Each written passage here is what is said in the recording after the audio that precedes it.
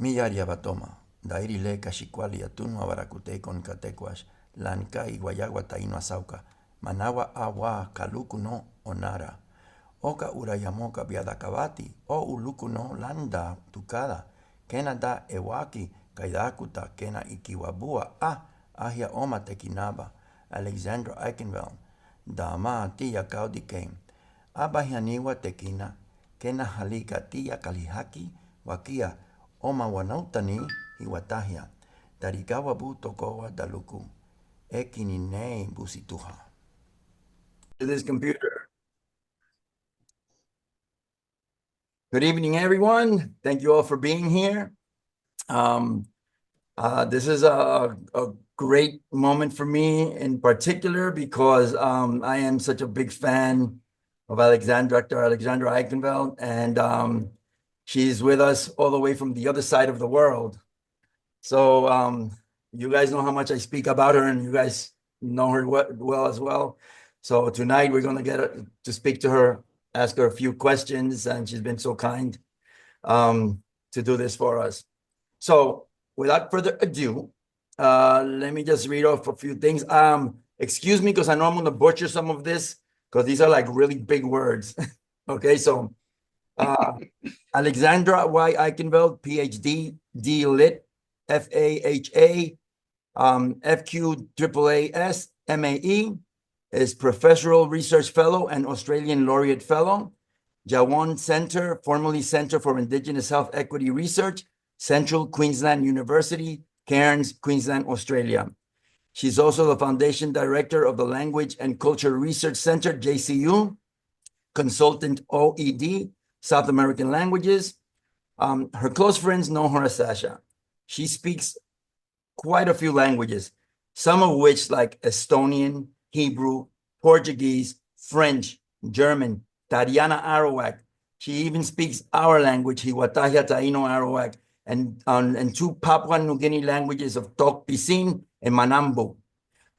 She tells us that sometimes she dreams in the Manambo language, which is very interesting. I've been there, not in Manambo, of course. Sasha has also authored countless books and papers. So Sasha, thank you for allowing my people to share this precious time with you again. And I know you are very busy. So in your own words, can you tell us a little bit about yourself?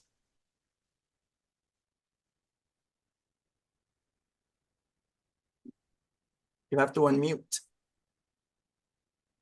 Yeah, thank you very much. Look, Cacique, Jorge, Baracute, it is an honor and a pleasure for me to meet you all. Of course, I've been talking to Jorge for many, many years now, I think.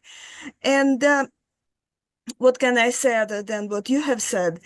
I've been working with various, not on, but with various Arawak speaking groups for longer than I've sort of worked with other languages for over 30 years now, more than that. I think coming to 40, so I'm very old. It's all right. And especially those of Northwest Amazonia, many of them, unfortunately, are sort of falling into disuse. It's like, you probably heard of the Great Barrier Reef, which is more or less next door to us, about an hour too, how it's sort of, losing its color, and people are sort of no longer remember words, and languages are going. And I've been working with speakers of two, say, such languages. One is Baré. If you ever go to Manaus in Brazil, it is a major sort of group. You have Guarana Baré, you have this, you have that, but the language is, people just don't know it much, and it's a big tragedy. Another language in a similar situation is Huaraqueno of the Shiga River. It's sort of closer to Venezuela. And the language called Tariana, which is still spoken by, I'd say, about 70 people in Northwest Amazonia, bordering on Colombia, so sort of the other way. We speak every day. I've just got a message from one of my sisters. And it is and Taino, I mean, what's really important about our family, because I've been adopted into Tariana, sort of the Tariana. community, and so has Georgia, because Georgia, I mean, they know Georgian. They say, oh, this is why I pronounce his name wrongly in Portuguese, not Jorge, because this is how they refer to him. And he's their brother. And so I'm their sort of sister, and of course, older sister, younger sister, and you calculate these things. And what's really important about our Arawak family, it is the family that sort of was the first point of contact between the tragic event in the history of, I'd say, humanity, the colonial invasion. The first people to apparently greet Columbus were the Taino people in 1492. And ever since then, Taino has been the instance of a sort of oppression. But now it's not just it's not oppression anymore. It's now revitalization, reconstruction, and revival. And it's incredibly important because languages are a language is a sort of backbone of any culture or any sort of human intellectual survival and part of our global competence as humans. We can all switch to English or Spanish or Chinese or what we want, but then we'll lose ourselves in it. And so it is really wonderful that Georgia and you all are doing what you are doing, is that you are bringing your language back to life. It sort of makes, I think, your life, our work worthwhile. And anyway, people are very interested. Even today, I was telling Georgia, because we got the meeting, so it's like wrong an hour early. And even today, I got a message from some person in England asking me something about Bahrain. She misunderstood. So people are interested in these things. Next thing they'll be asking, but not me. They'll be asking you, and they'll be especially asking Georgia, Cacique Georgia, about Taino and about how Taino is surviving and how things are sort of, working out, because it's a real language, that is. There are materials and there are people who speak it, people who teach it, and people who want to learn it, which is the most important thing.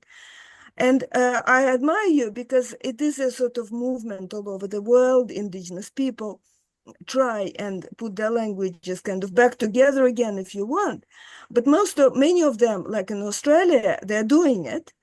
But they very strongly rely on government support, and there is a lot of just help from everywhere. Look at the Maori in New Zealand. But here, you just do it on your own. And the only thing that is supporting you is your enthusiasm and your desire to sort of for the language to live on.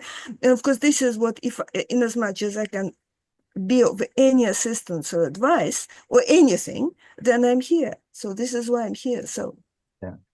Thank you so much for that, Alexandra. Sasha, I gotta say that but maybe a few of the people that are on here tonight don't remember, but a few years ago when we were having the COVID epidemic, I spoke to Sasha, and she was telling me that one of her brothers down in the Amazon was having a tough time, and she just asked me like for an idea, and I said, well, maybe we can try this. And Higuayagua got together and was able to I guess I forgot how much money we raised, but we sent it to them. And I wish that we could have done more, but it was so nice to be able to help our brothers and sisters down there. And I always get an email here and there from Rafael. Yeah, so it was really great. I had a question that I wanted to ask you about the Tariana language. And that is that I don't know if you could explain to us. I know that there's something that's happening in that region where Tariana speakers are marrying Baniwa speakers, yeah. And so one language is replacing the other. And is that common? And do the languages mix when this happens, or do they stay separate? yeah, it's a very good question. You see, the Tariana have been for we don't know how many, but a few hundreds of years, living in the Valpes area, where you are only supposed to marry someone who speaks a different language. That is, your families are multilingual kind of by definition. A father would speak Tariana and the mother would speak Peratapuya, a Tucano language from a different family. Then they wouldn't mix those languages. They keep them completely separate. Well, it's what they think, because if you look into the sort of meat of the language, words are different. But if you look into how words are put together, how words are structured themselves, they're very similar. So there is a little bit of mixture. People, maybe it's something to do with cognitive patterns that you really want to adjust in order to speak 6 or 7 languages, you sort of adjust them to each other. Now, there is another very interesting area, which I don't think it's on normal Portuguese maps. I've got a map of the indigenous area of the, well, we're talking about the very north of Brazil, basically not far from Colombia, a place called Santa Teresinhas. There was a group of Tariana in about 1900, and they didn't like Catholic missionaries coming and telling them to speak Tucano and just abandon their rights, their pagan rights. What they did, they ran away. And they ended up being on the Yaviari River, which is a tributary of the Sana River. Again, it's all the north of Brazil, where they live together with the Baniwa people. Baniwa speak another sort of also North Arawak language. Baniwa and Tariana are generally as close as Spanish and Portuguese. So basically it's very similar, but I'll start speaking Portuguese to you now. You'll say, what is she saying? It just doesn't make sense. If you read it, you can understand, but these languages are not they've been written down very recently. And so people live together, and indeed they merge their languages. And it's incredibly interesting because I went there, we spent a couple of, a few days there with one of the Tariana sort of elders, Jovino Brito. He was shocked, said, what are they saying? I can't understand. I had done a little bit of work with the Baniwa speakers before. And so I said, okay, this is when she's saying a widow, she's using a Baniwa word. Why is she doing it? Well, she's doing it to adjust because her grandchildren speak Baniwa and she's trying to sort of create a new language. So this is very, very common. And this is what we call blended language, because it's almost like two languages coming together. And does it make sense to distinguish them? Maybe not. It's for linguists, yes, it's interesting. Why is it interesting? For linguists, this is how we try and understand how human mind works. There are examples of such blended languages everywhere. There were some examples in Argentina, now extinct, but still. Coqueliche, a sort of, imagine a blend of Italian and Spanish. It's funny. There is still a language which I think is listed in some lists of languages called Portuñol. I don't know if you ever heard of it. I love it because more or less it's what I speak when I want to sort of speak to Spanish speakers. I want to shock them. I sort of yo hablo Portuñol. And so people just laugh. But it's a language that people speak on these areas between sort of Brazil and Paraguay or Brazil and Argentina. It's fine. And of course, I mean, there are other languages like that. The most sort of famous one, but famous and infamous because people look down upon those languages because they're spoken and oftentimes not written. You probably, you know the name of Leon Trotsky. He grew up as a speaker of a language like that, which is called Surzhyk, which is a mixture of Russian and Ukrainian. I don't know Ukrainian much, but I know enough Russian to sort of say, my God, when I see it, it's amazing. So these things are, in as much as a language develops naturally, there's nothing wrong with having these mixtures. Now, as one very sort of important linguist said, every language is mixed. There is no such thing as a pure language. I could look at Spanish and how much the Spanish we speak and sort of wherever we speak it. There's also indigenous words and some forms that are, now I listen to the Spanish in New Mexico. I thought, my God, what are you speaking? English or Spanish? And if you look at English, you see lots and lots of words and forms and ways of putting things together from other languages. And there is nothing wrong it's not just, it's absolutely natural for languages to merge together. and create a new language. And the important thing is to have something of your own, and that's the point. Yes. Yeah. Thank you. Yeah. Thank you. I was fascinated by the story of the Tariana. I did want to tell you, Sasha, that the people that you see here on our other hosts, they have been the backbone of Hiwatahia. Like I know how much I put into it, but without them, I could not have done this because language is created not by a person, but it's created by a community. And that was one of some of the mistakes that happened in the Taino community before, that someone would work on a language, but they wanted to keep it to themselves until it was perfect, and nothing ever got done. And we did this for like 30 years. We went a whole different route, which was I put the words together, but then gave it to my community. And they brought it back to me. They said, George, this doesn't work right. I can't pronounce this. And slowly but surely, that's how we put it together. So I want to introduce them to you because these are some of my favorite people. There's a lot more, but these are like the top, some of the top anyway. So the first one that I want to start with is Cacique Tomas. He is my cacique for Virginia region. So Higuayagua is separated by regions because we have so many people. We have people in California, in Florida, the Massachusetts, all over the Caribbean. So he is on our Virginia region. And he is the one who actually bankrolled the Hiwatahia, along with some other people that are here. So Cacique Tomas, if you want to say hello to Alexandra.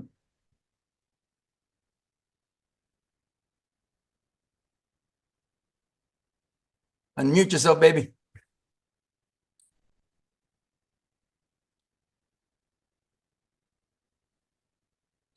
Hello.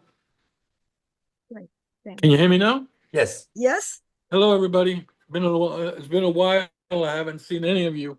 I've been busy doing rebuilding my house and doing the things that we have to do.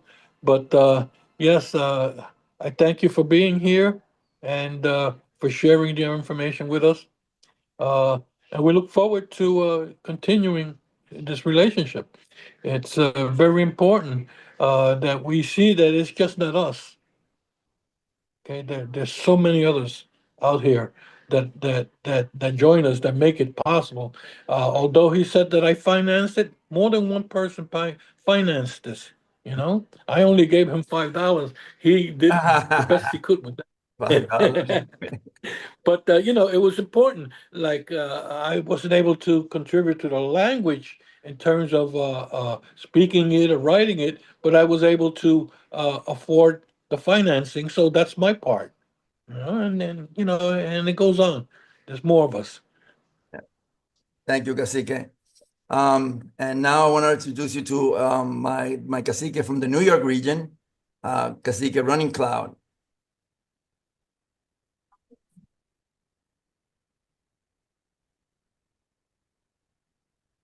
I just realized I went through the whole menu and I could have just clicked on the screen. Sorry about that. Datraha Cacique Kena Behika Tunwa Running Cloud. I am the cacique for the New York State, kind of quad state region at the moment as we continue to expand into other regions. So I cover New York, New Jersey, Connecticut, and Pennsylvania. And I'm also our community's Behika Tunwa, our principal healer. And I just have to say, and I can't hide my excitement, that this is just generations of waiting and wanting to have our language. And it's incredibly exciting to see the progress of Hiwatahia. And I know this is the first time our meeting, Professor, but I've read your work. I followed your work. I followed your workshops and your work with Higuayagua. And I just want to tell you how much we appreciate and I appreciate all the advisement you've provided us. So, Arikomabu, thank you so much. Komabu.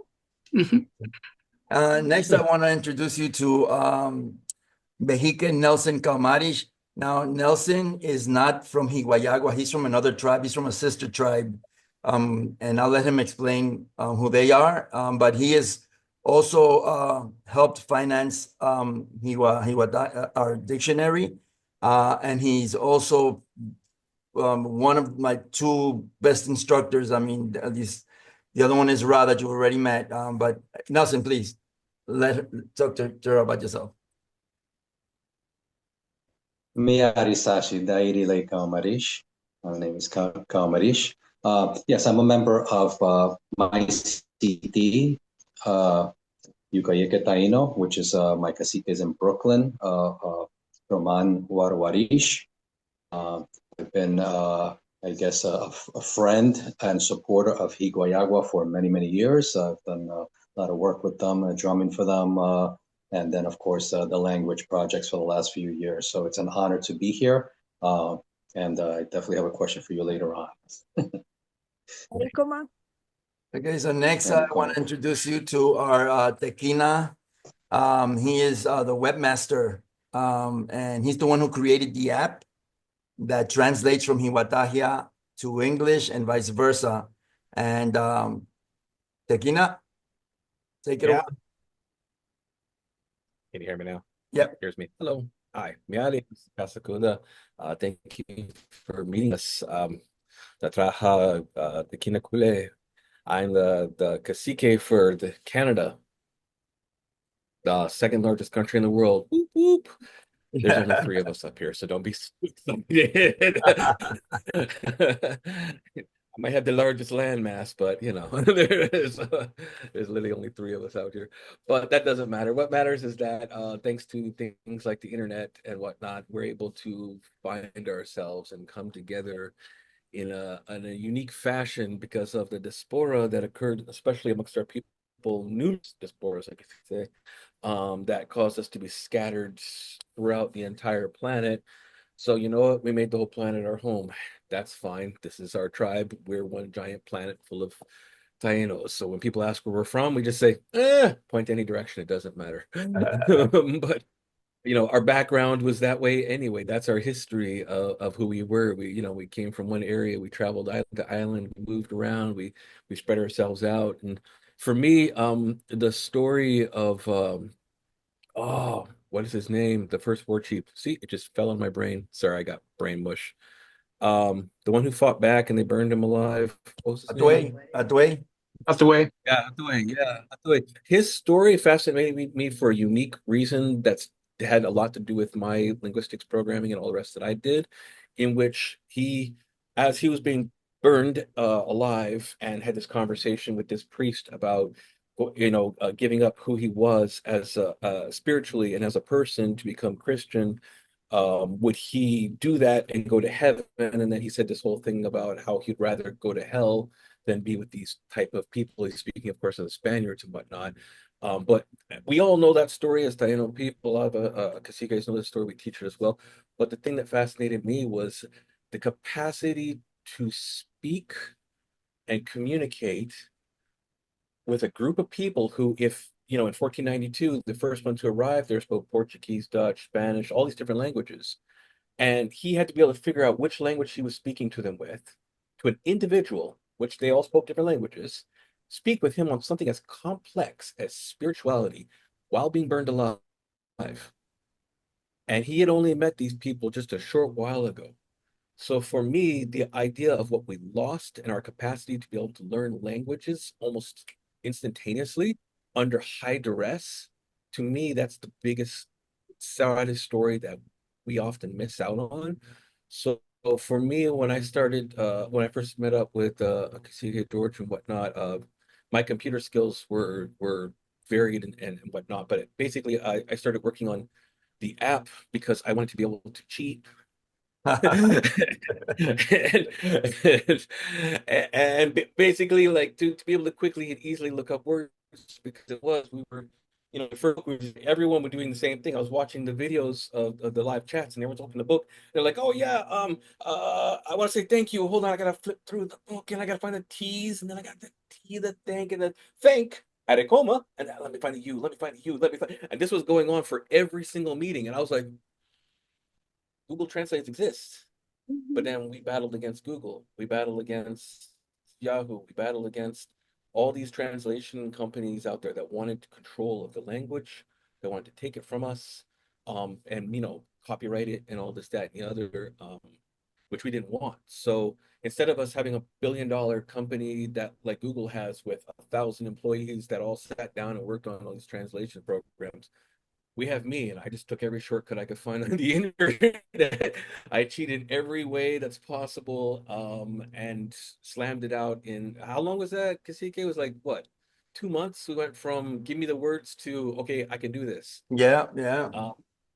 Yeah, and then once that was done, turning it into an app and stuff, that this is all learning as we go kind of thing too. So this is 2 years ago, and I went from a November in which I was literally fighting with a landlord and trying to move from apartment to another apartment and doing this language app at the same time. So to me, it was like a go, go, go kind of thing, because it was something that was important, and I don't have kids, or children or anything like that, but if I can pass something down, it would be this. And then, of course, a Running Cloud came to us and said, "Hey, we're having a problem with Facebook, and they're doing this, that, and the other." And I was like, "That's fine. I'll make our own Facebook." And so I created Toboku.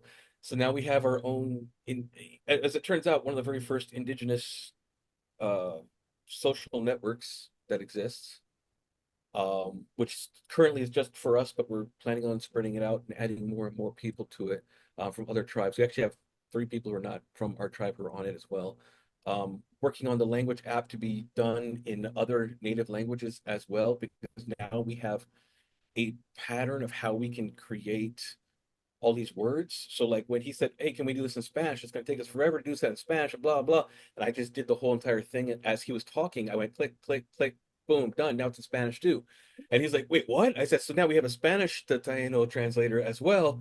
He's like, "What?" And I was like, as you were saying it, I can do it kind of thing. So we wanted to get in contact with all these other tribes and see how many, honestly, how many languages we can save by using the outline of um what Kasike, George has done, and Running Cloud and Nelson and Ra and everybody who did all this stuff to put it all together. I look at the final thing and I go, okay, so here's what we got. Here's how I can turn it into something that saves our languages, even if no one ever uses it. If 100 years comes and goes, it's still out there. I put all the stuff on active servers that are, uh, like non-centralized, so that it can never be wiped out and destroyed unless someone EMPs the entire planet kind of thing. So like all this stuff we had to think of, and then, battling it out with our library online, because the laws that changed in the United States, with libraries online, having to contact the Mohawk tribe and putting it all on their servers because they are outside of a whole federal spectrum and stuff. So there's all these little details, but all the tribe sees is, "Hey, I've got an app. Hey, there's a website we can go to. Boom, let's all meet up and have a good time." And that's what the point was supposed to be, because we can't sit down and all gather. We can't all, we've gone to powwows and stuff, and there's 12 of us.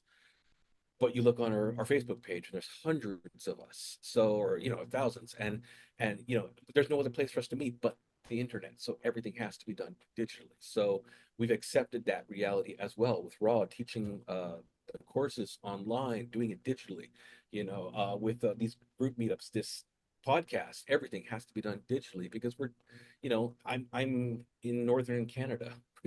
If I have a powwow here, it's a powwow for one. So it's like, I couldn't gather everyone to come here. Most of y'all don't even have passports. So trying to get people to come and get on a plane or drive over here is going to be hard. So this is the stuff that we had to work out.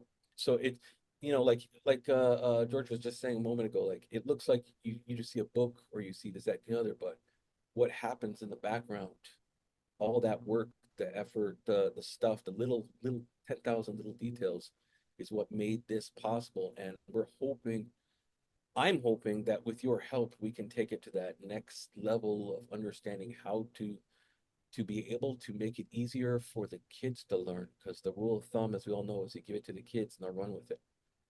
They'll make it their own, and then the rest of us just sit back and watch them just full linguistic. So Absolutely. Kasike, can I ask you a question? Oh, How yes. does the app work? Is the app available to everyone, or you have to sort of log in, and can you use it like on your mobile phone? Yes, you can move it on your mobile phone, or online. I will send it to you so that you could put it on there. When I first met Tekina, he was blowing me away because I was writing in the language, but he was answering me faster than I can put out the words, And I'm like, Yes. wait a minute, how is this guy learning so fast? I'm like, this guy's a genius. And then he started laughing and he goes, oh, no, wait, I'm sorry, I'm cheating. I created this app. And I tell you, I fell back on my chair because I could not believe that this man put this together. But like he said, our goal is to share this with, first of all, for me, to share this with other Arawak people, because I think that if we had a nice big Arawak database where people can go in and compare languages, compare words, in one central hub, so that way our children, like Tekina said, our children can go in and maybe not right now, but 10 years from now, they can do it. Before we go on, there's one person that you've already met, but we're going to introduce her to you again. And that is our other Tekina, Ra Hiwatahia Nyakuno. Ra, take it away. Yari, Alexandra, Dairile Rahikoteani Akuno, da Trahaba Taino Boricua, Ikurukuhua Kena Tekina, da Taino Hebeyono Doaria Boriken, Kena Cuba, Takibia Alo Umakao Boriken. So my name is Rahikoteani Akuno. I'm a Taino Boricua artist and educator. And my Taino ancestors are from Boriken and also the island of Cuba, and I live in Boriken. And I'm very excited to be here with you all and also in conversation with you, Alexandra. And I know that we've had a few email exchanges, but I'm really grateful for your time. So, arikomabu. Thank you so much. And thank all of you guys for introducing yourselves. I have one question that's been burning me since this morning. You've answered this before, but I want everyone else to hear it. So when I look at the different Arawak languages, and also, like, as you know, whenever you do any kind of work, especially if it's good, it's going to get critiqued, and that comes with the territory, but that's fine. However, there's this notion out there that like there's this one syntax and one grammar, like for all the Arawak languages, like they all function in one way. But from my understanding, from what I see as a non-linguist, at least not a professional linguist, but every language is different. Every Arawak language is different from the others. I mean, they're related, of course. You can see that they have a lot of similar words, but they all seem to function differently. So how does that work? How does the Arawak languages work as far as that syntax and grammar? Look, it's a very good question. Of course, I can keep talking about it for many, many hours. And it's just like every language family. Individual languages are different. If you look at sort of Spanish and English, you see similarities, but then they're very different. But English and Spanish are also related to, say, German, right? Look at German, it's different. But you go further afield, you look at Sanskrit, Greek, Lithuanian, you think, my God. But there is a kind of common nucleus, like a common core that linguists and anyone who sort of wants to learn can go back to and sort of reconstruct. Like I just a bit of a selfish remark. It's very easy for me to remember you and me in Taino because it's those parts of the language that are very, very old and archaic.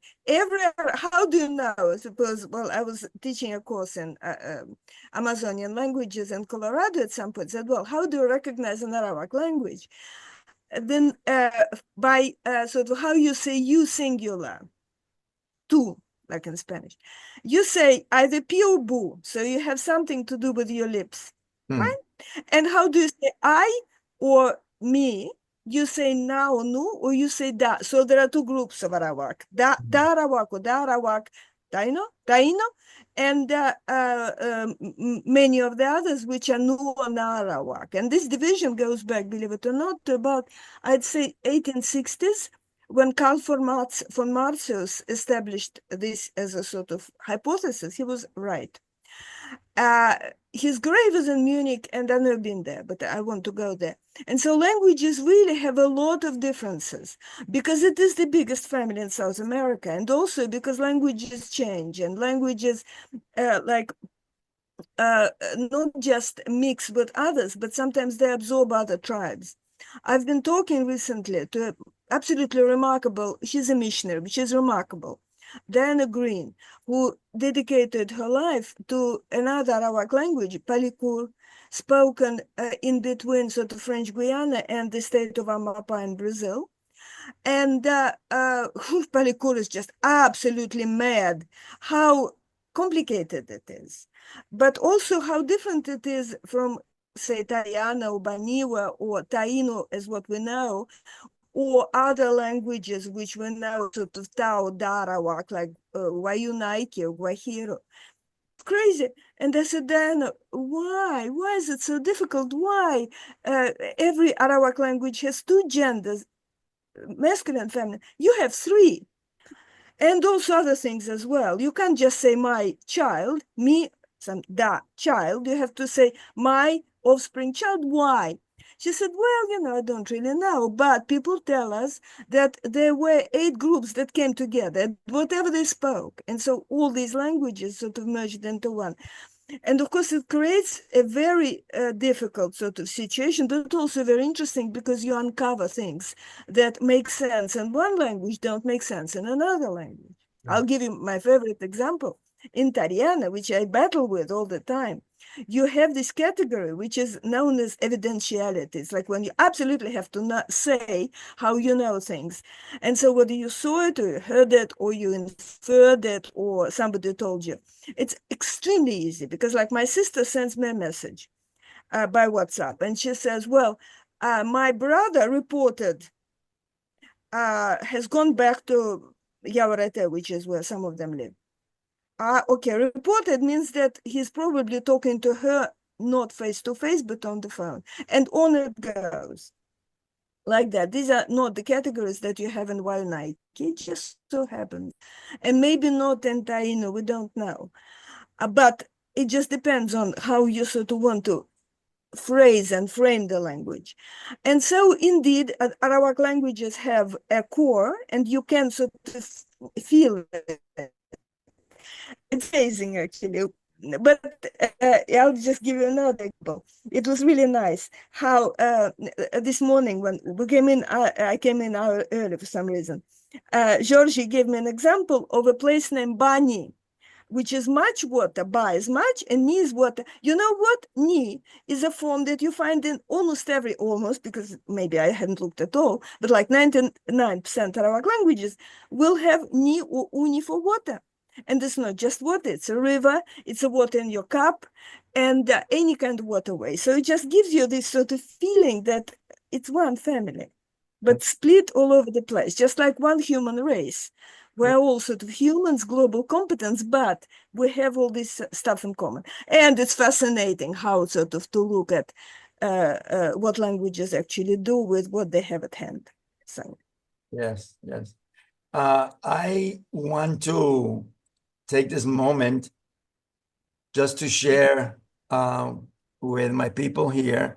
This is I want to just show off some of the work that some of the books that Alexandra has authored. I know that there's more. I couldn't find them all, but these two are my absolute favorite. And I hear that you're working on another book now. Can you tell us about that one? Yes, I'm working. Thank you. I'm working on this one. Gender. I mean, working on it. It's I've checked the first proofs. How it happens? I send it to the publisher. I get a contract. I send it to the publisher.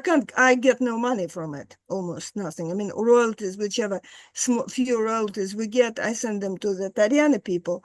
But so then I send the manuscript to the publisher makes corrections, sometimes wrong, and then sometimes maybe right. Then I get the first proof, like galley proofs. You probably know what it is. So I've got the galley proofs of this book, Gender and Class, a guide to gender and classifiers.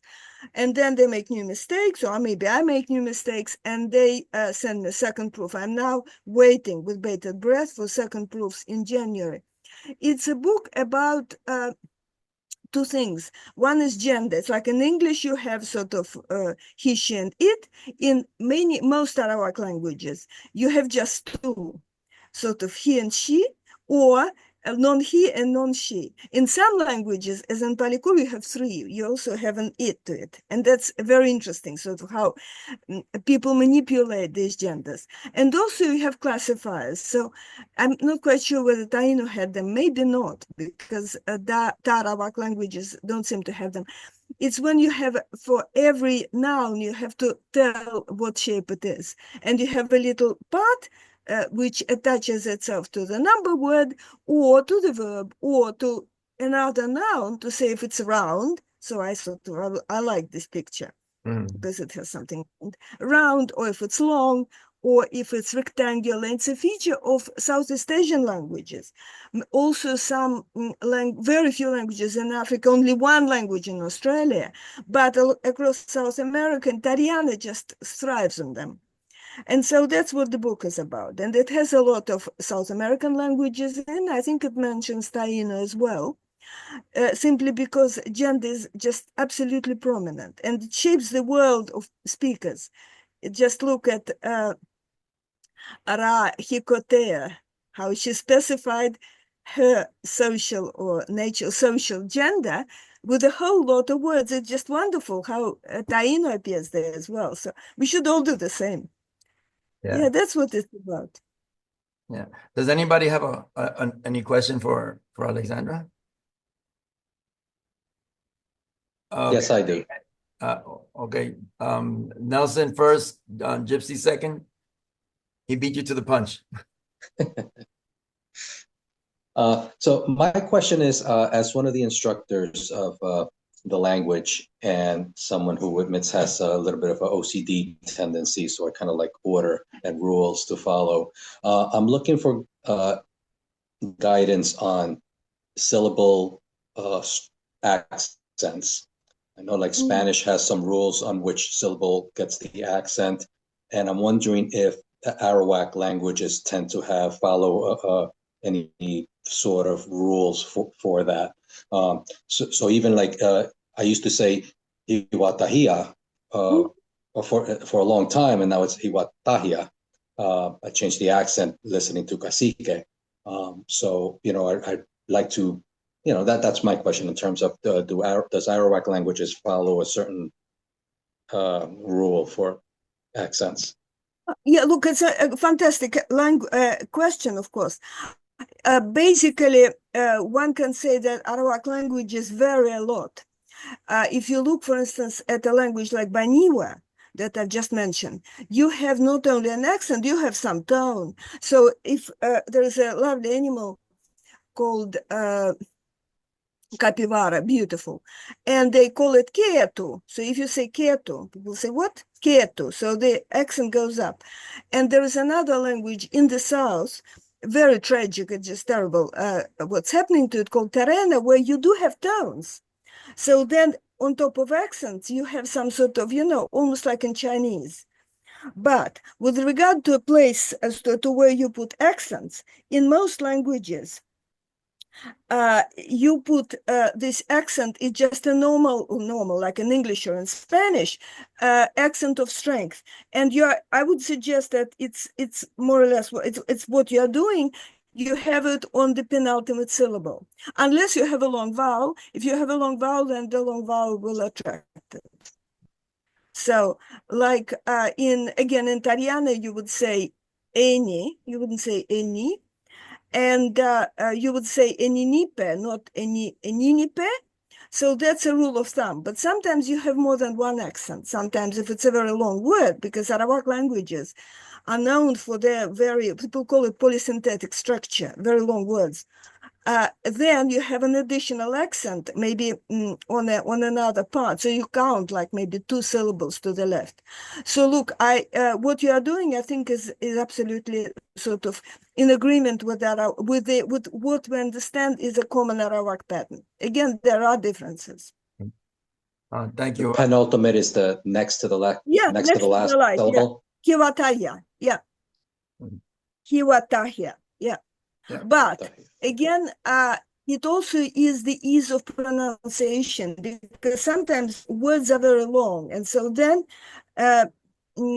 well, then maybe you will have to have more than one accent. For instance, to say goodbye, Ushbutawa or Ushbutawa. It's what's more convenient to you. Maybe Ushbutawa is easier. So then there may be some variations. There also may have been, I mean, in the original Taino, we don't know. There may have been variations between different sort of like dialects or varieties or areas. And also it's possible, like for instance, again, George was telling me about 2 place names, Haibon and Dahabon. They are compounds. They consist of 2 parts, Daha and Bon, Hai and Bon. And maybe each of the parts will have its own stress. So that's the sort of principle. But it's actually good to have, I'm very pleased to hear what I'm hearing, what you are saying, in Taino, that there is a sort of shared pattern, because it's good to have something to sort of not to argue about details, just agree on something. Miyari is just perfect. Sounds to me like a Tariana word, which it is not, but it sounds like fine. Tariana, Parewa, Rekena, the North Arawak languages. Now, in languages like the Kampa languages in Peru, which are incredibly polysynthetic, have lots of parts of words, and there they have more than one stress. Every sort of 2 syllables, you will have a stress, because otherwise it's not pronounceable.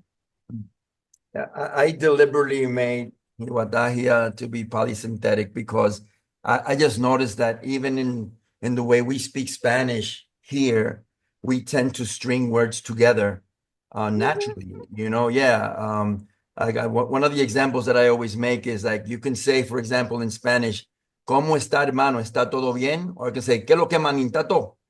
You see, and there, they said the same exact thing by stringing. Yeah. So, and you hear some of the people out here, like hanging out on a corner, they'll say something and it sounds like one word, but he said a bunch of things, but it's like one word, and you're like, wow. So it's like a part of the way we speak. I think that still has carried over. Gypsy, you had a question. The question that I had that I'm very curious for Professor Aikhenvald's insight is, Professor, in the time in which you've had the expertise on Arawak languages, how have you seen linguistic resurgence shift? Because what I'm very curious is the dynamic between indigenous communities and spaces uplifting language, and sometimes the contention that can happen with academia, where ancestral languages and indigenous languages could be placed in an ancestral context, but not in a contemporary linguistic context as a living language. So I'm very curious as to the dynamics between academia and Arawakan communities, but also what we mentioned at the onset, are we seeing more permeability between Arawak dialects where speakers are networking amongst each other to add to their language base? Thank you. Very interesting. Is a great question.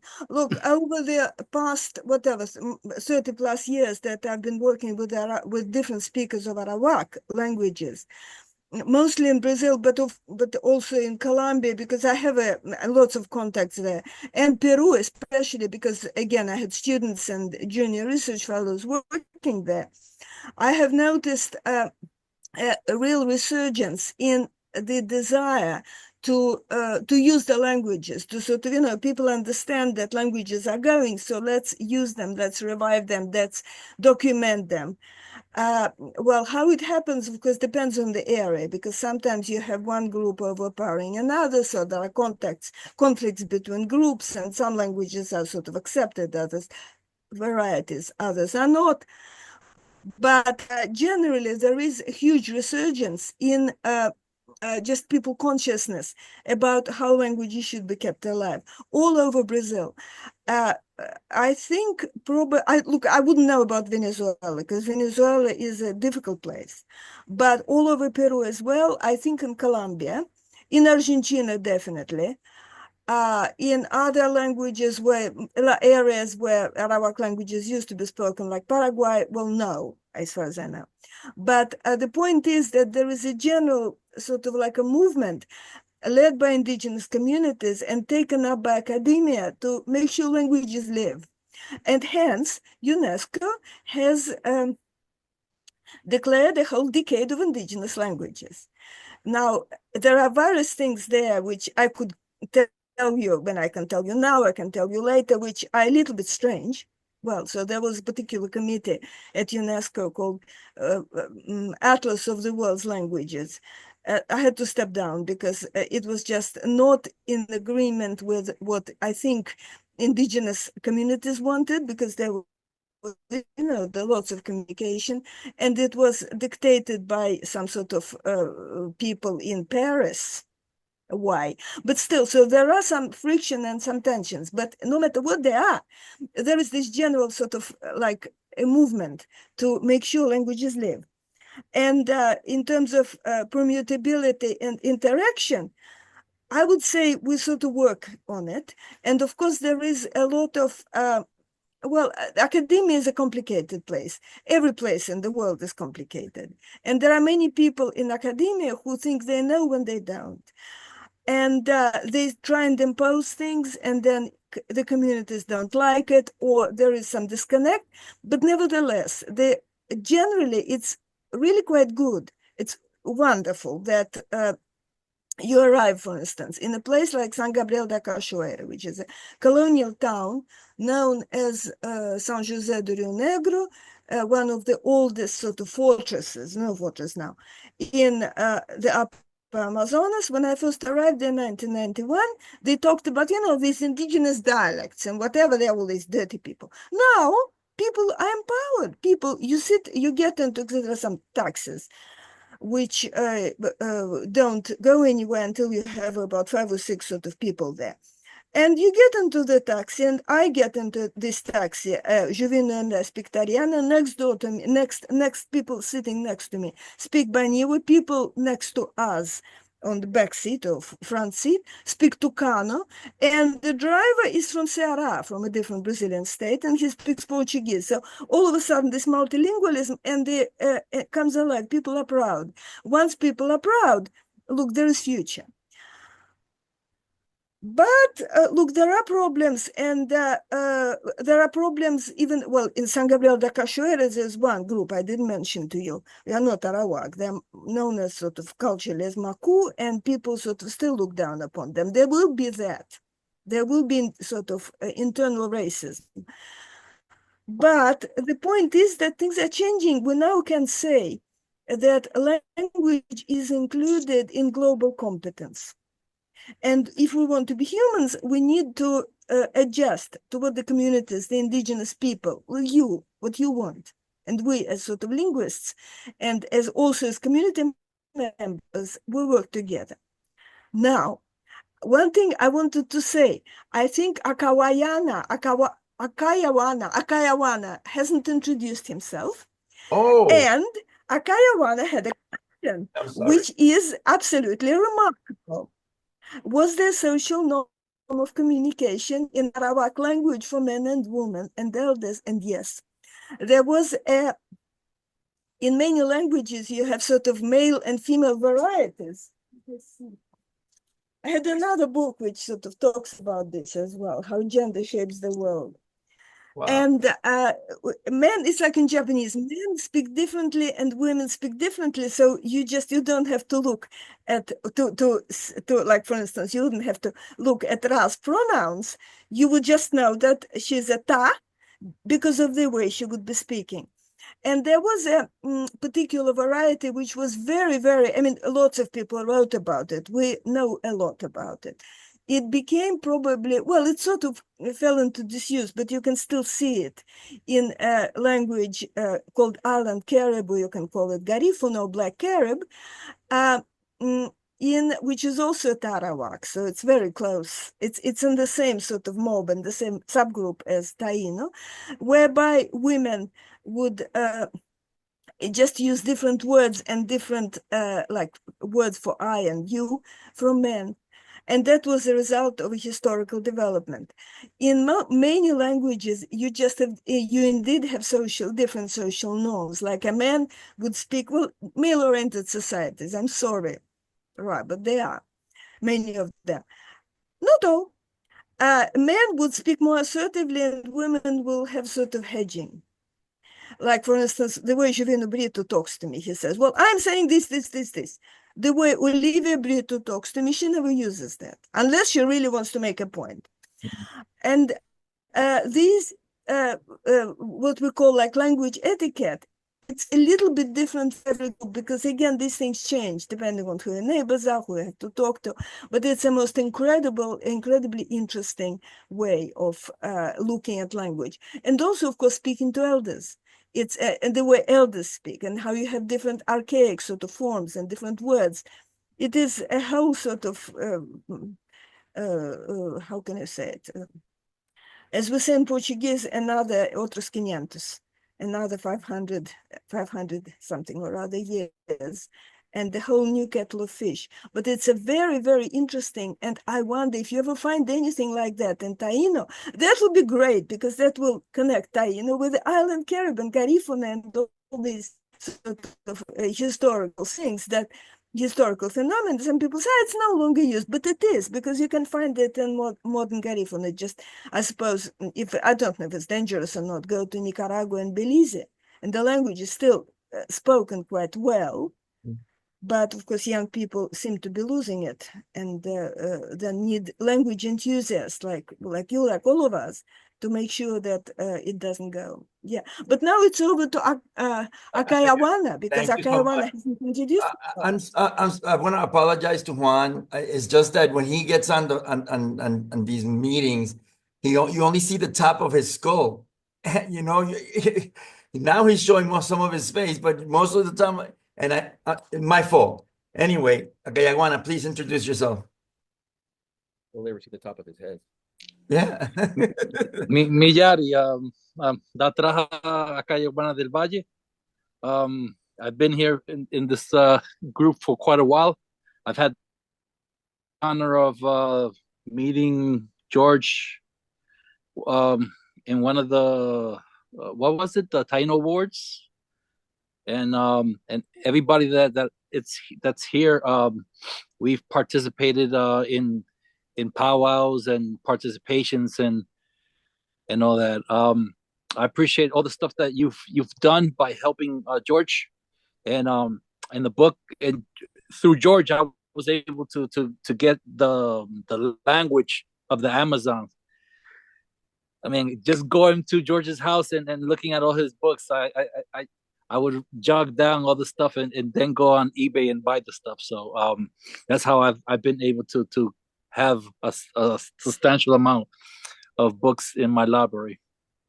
But when it comes to the language, I'm actually happy that you read my message, because I was kind of like I didn't know how to ask you that question personally, but I noticed that certain indigenous people, they tend to like, for example, Quechua, what is it? Quechua, yeah. So they have a certain way of speaking whether it's a young lady or an elder woman, and et cetera, when they speak to them specifically. And I was just curious if we ever had, if our ancestors ever had anything similar to that fact. Thank you. Yes. Yes. Look, I'm sure that in most languages, there is a way, there are sort of like the ways people speak and the ways people don't. But in some languages, they're part of grammar.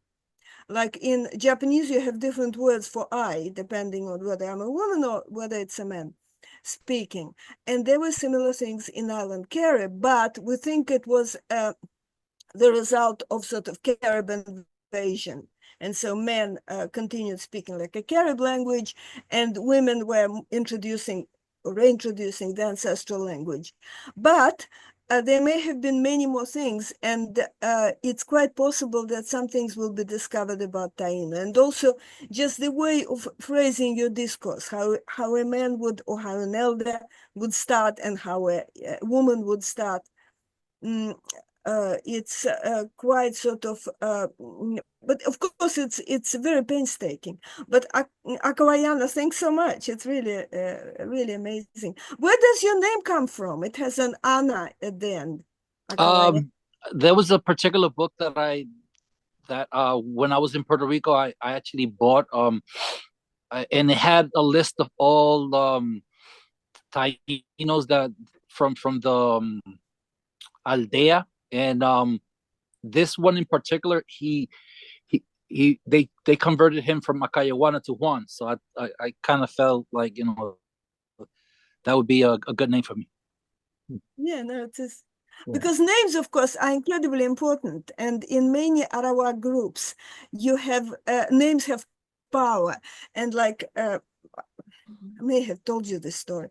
The Tariana still have blessing names, and I have them written up because the older people told me. So now it really sort of makes me a little bit sad when somebody writes to me saying, Sasha, could you check if it's the correct name? So okay, check it's the correct name.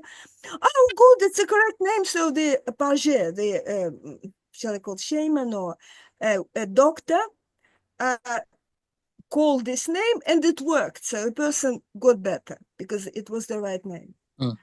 And I'm sure that similar things may probably were a feature of Taino as well, but certain things just get lost over time.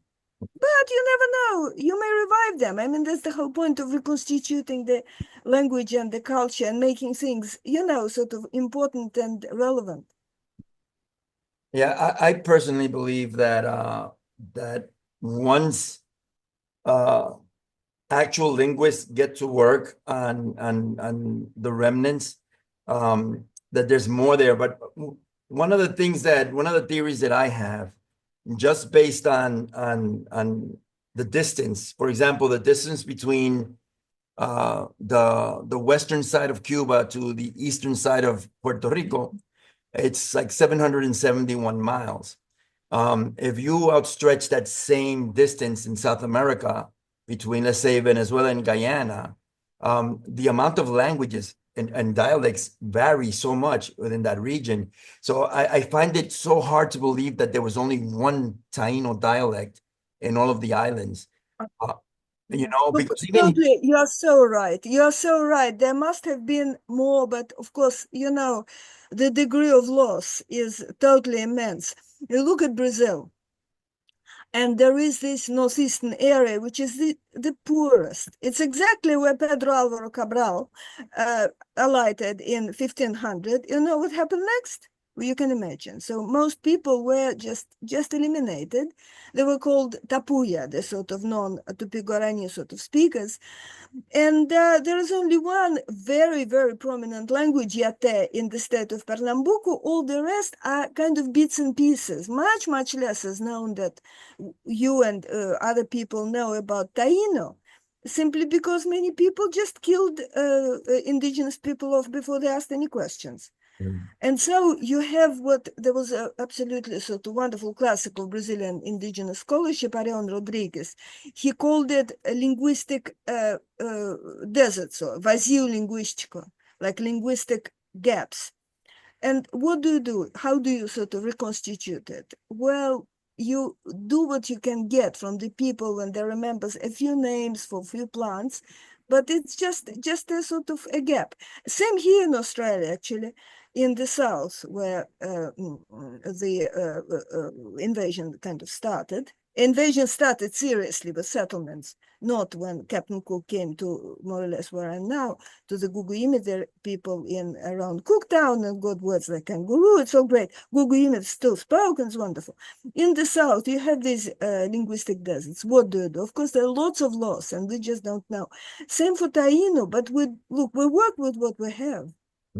Yeah, So absolutely. it is a very sort of, it's tragic. And it's absolutely, just looking at the sort of extent of the area, one can hypothesize that there were lots of languages.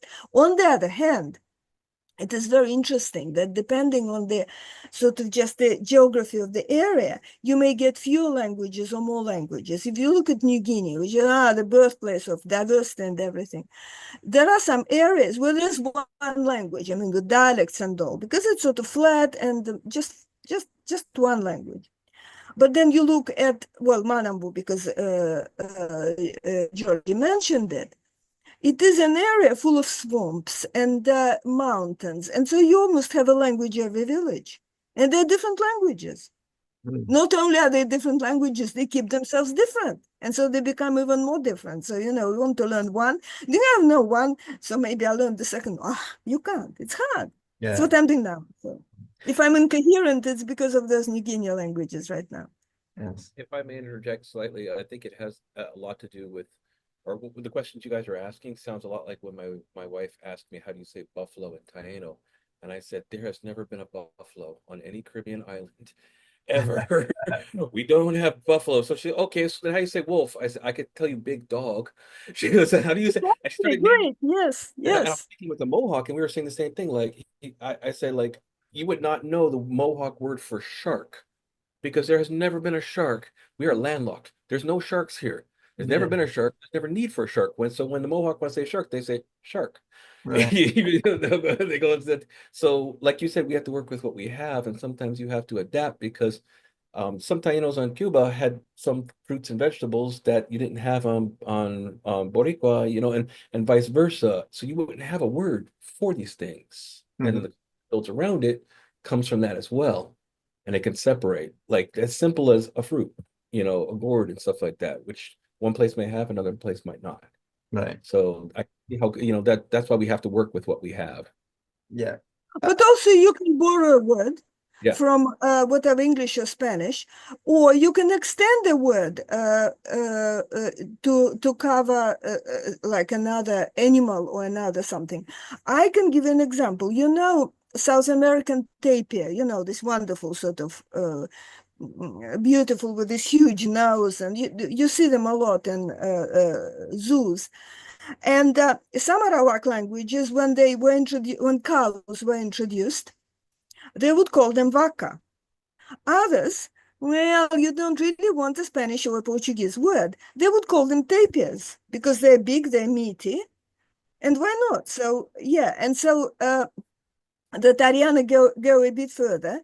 They call cows a sort of like a tapir that you feed. So it's a longer word because, as Georgia said, it's just the desire to make words long and also detailed and sophisticated. Others would just call it whatever. But I think Terena calls it tema, which is a word for tapir. Tariana Ubani will call it hema, which is the same word, it just some consonants change. And so you just adjust one way or another. It depends on your sort of what you think is more appropriate. And not to, some people don't like inundating their language with foreign words. Others don't mind it because sometimes you just pronounce the foreign words in such a way you wouldn't recognize it, right? Yeah. So, like for instance, English word behemoth is a loan from Hebrew cows in plural, but they're different, so it's fine. Sorry. I came across this dilemma when I was writing down names for native flora and fauna. So in Puerto Rico, the firefly, they usually use a name, Cucubano. And here in Quisqueya, Dominican Republic, we'll say Cucuyo. So I got to thinking to myself, I said, okay, so what does the word mean itself? You know? So I started looking to see if I could find a cognate with another Arawak language, and I found it in Locono. And in Locono, the word Cucuyo means flicker. It's like the flickering of a fire. And that's exactly what the Cucuyos do. So then, so that made me think a lot of animals have names that are not necessarily from the language, but rather descriptive, you know? So if a bird goes squeak, squeak, so they might call it the word quick, quick, because that's the way the bird sounds, you know? We have, like in Puerto Rico and Borican, we have the coqui. You know, it's a little tiny frog that spends the whole night going coqui, coqui. But the word is exactly what the sound of the animal makes.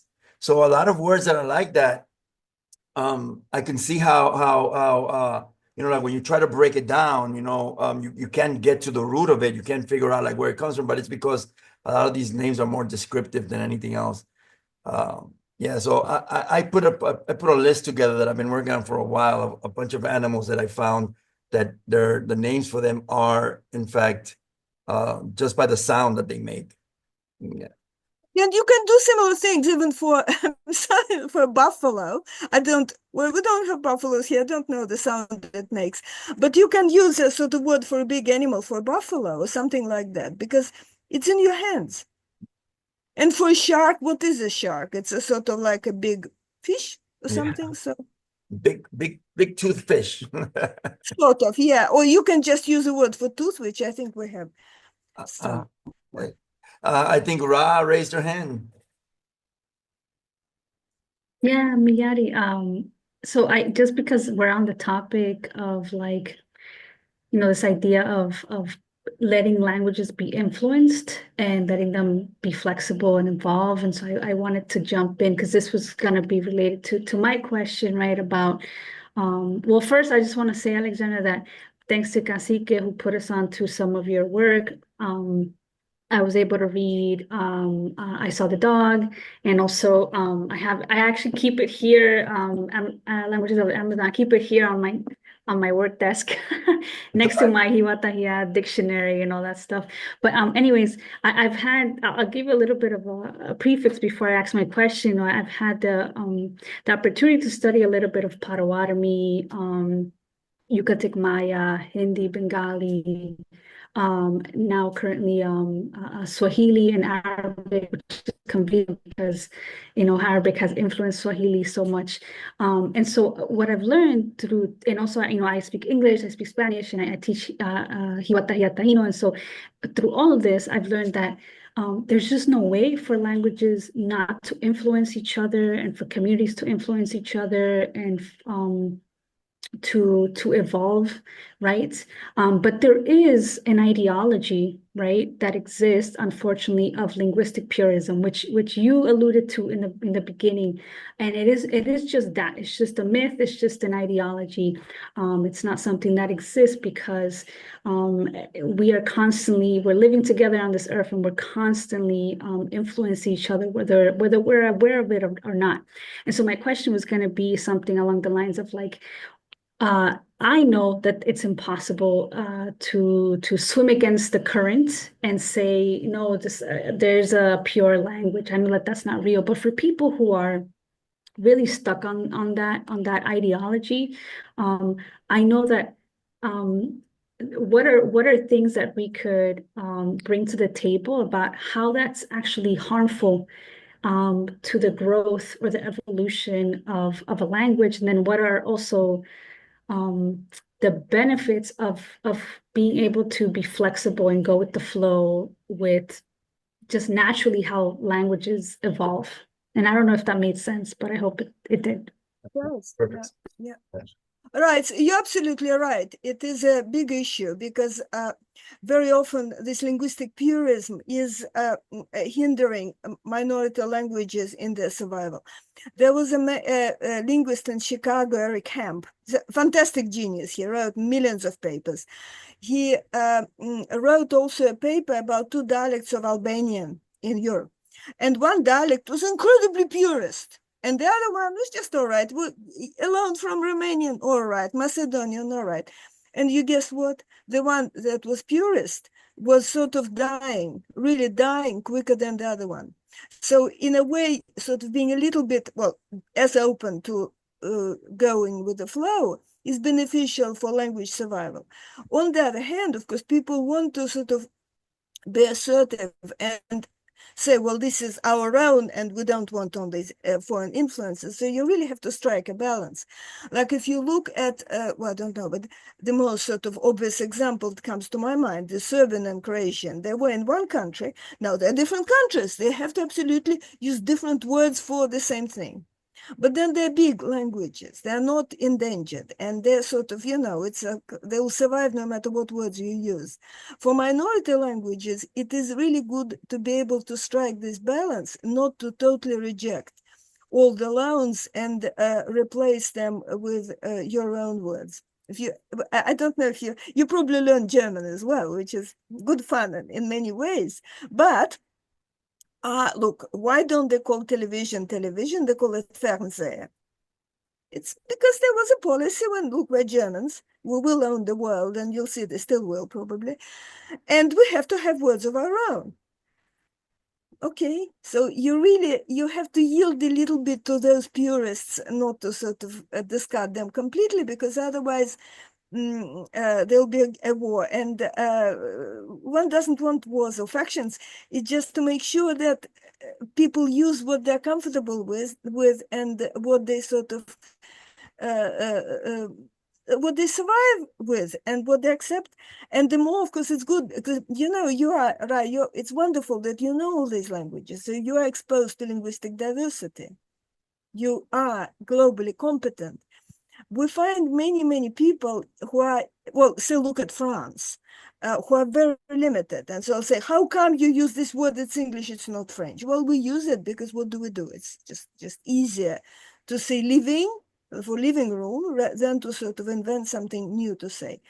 And so it is really a big sort of, a bit of an issue, and one just has to sort of see what one can do. One way of dealing with it is what you are doing now. It's almost like having a Taino academy that suggests what's best to do. And then by consensus, look, you have caciques, you have Ra, you have Jorge, you have Running Cloud, you have Acawayana, Tequina, Nelson. Well, this is our suggestion, see if it takes. And then, of course, that's one way to go. So it's not in individual innovation. In each case, you will have a sort of support of the academy, and maybe it will sort of calm down purists who will sort of say, oh, no, it's not original. But look, what's original? Look at English. A pronoun there, which we use all the time, it's not English. It's a borrowing from, well, probably Norwegian or something like that. So what? There is no such a thing as a total pure language. It wouldn't be sort of like living in the thin air. So so you are the Taino Academy, and so it's over to you. That's exactly how I see my group of people, like an academy. Definitely put me to the ringer. I tell you, when I first started with Hiwatahia, like at the beginning, they would ask me questions like, oh, how do you say canoe? Or, like simple words. And then a few days later, they're like, how do you say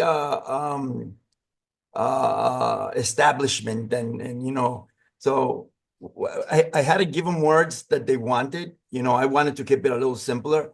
But we're living in a modern world, and there's no reason why you can't put two things together and create a word. And but that's the way language is supposed to move on. Like in the English languages, I forget. I was looking it up the other day, but I forget the number now. How many words are added into English just last year? The languages are always growing and evolving. One thing that I wanted to say is that this idea that I've heard quite recently, you have people that don't rely on linguists, and some people that believe that language comes naturally to them, like through the ether somehow. But I was amazed when I first started speaking with you. And one of the reasons why I fell in love with your work and you influenced my life in such a way that I could never repay you, because it's just and it's been that you kind of freed me by showing me how complex language really is, you know. But when you love it, you know, you can see through it, and you showed me the possibilities and that were there, you know. I remember when you said to me, George, you have this vast Arawak family to pick and choose from, you know. You don't have to stay stuck, you know. And that blew my mind. That was a simple phrase, but that's what got me going, because I came to a point. I was working for the first 30-40 years of my life, I mean of my language life. I was looking for Taino words in every chronicle, every book that I found. And I saw a book, I would jot it down, and I had these lists upon lists of all these Taino words. But then about 15 years ago, I got this notion to start looking for words that were never recorded by the Spanish, words that exist in the countryside, in the rural areas. And that became, you know, my drive. And I found 93 words, you know, of possible Arawak origin. But then, you know, my idea at the beginning was, you know, I was using a lot of Garifuna, which is a language that I love. I think it's beautiful. But I also found so many Spanish words in it. And there's nothing wrong with that. But my thing was, my goal was to find words in Arawak languages that may lead me to deciphering Taino words that we have, that, you know, the remnants of them, you know. So we have 3,200 Taino, attested Taino words, all of them flora, fauna, topography. But the words are so heavily Hispanicized that sometimes you can't even figure out the meaning of it, you know. So that's part of the work that I did, was to decolonize our words so that we can try to find the Arawak word in it, so that we can make comparisons, you know. One of the people that you introduced me to, Conrad Ripka, he told me when I came to that point where I had several words for the same thing, he said to me, what about synonyms? You know, not create synonyms. And I'm like, excellent. So we ended up with, you know, with some synonyms as well, you know, because there's a lot of words that some of our people just will not let go of, you know. From the very beginning of this Taino movement, people started using words that we didn't really know the etymology of them. We just assumed that they were Taino, and we started using them. Some people just can't let go of them, but that's just the way it is. But anyway, if does anybody have a question? We've kept Sasha on for an hour and a half, I think. Look, George, it's absolutely right about the synonyms. Most languages have a lot of ways, as I think Akawayana said, different words for the same thing. And they may have been sort of had different meanings in the past or not, but it's really good to have as many as you can. So why not? And yeah, and of course then Tekina will come and put it all into the app. Yeah. Speaking of which, I do have. Yeah. Yeah. I write to him and I say, Tekina, can you add this word? And he just writes it, done. I mean, he sometimes he does it faster than I can think it through. But I do want to thank you, Alexandra, for this time that you've given us. And I really want to continue this conversation of maybe creating this Arawak database based on the app. I really want you to take a good look at it. Maybe we can talk about that after the holidays, so that because it really has a lot of possibilities. And it would be great. Yes. Yeah. And let's continue, because I mean, we only have what, about I don't know about Tekina, about 15 hours between us. What time is it there, Tekina, now? 9:30 at night. Right. Here it's 12:30. So yeah. Yeah, we're there like a day. I don't know, you call it ahead or behind, whichever, but it's Friday for you, right? Or Saturday for you. It's It's Saturday, Friday for me. Yeah, Friday for Friday. you, So we yeah. still have a right? well, it's a sort of time, they could call it a holiday, but in Australia it's completely dead. So things are closed, so I can get some work done. But yeah, in between Christmas, New Year. But yes, we are sort of, A day ahead. we're your antipodes or you are antipodes, whichever way you look at it. But yes, but we can always catch up again. And I think it's great. It was really good meeting you all. And yes, and have fun. And just have a good night now because you need some sleep.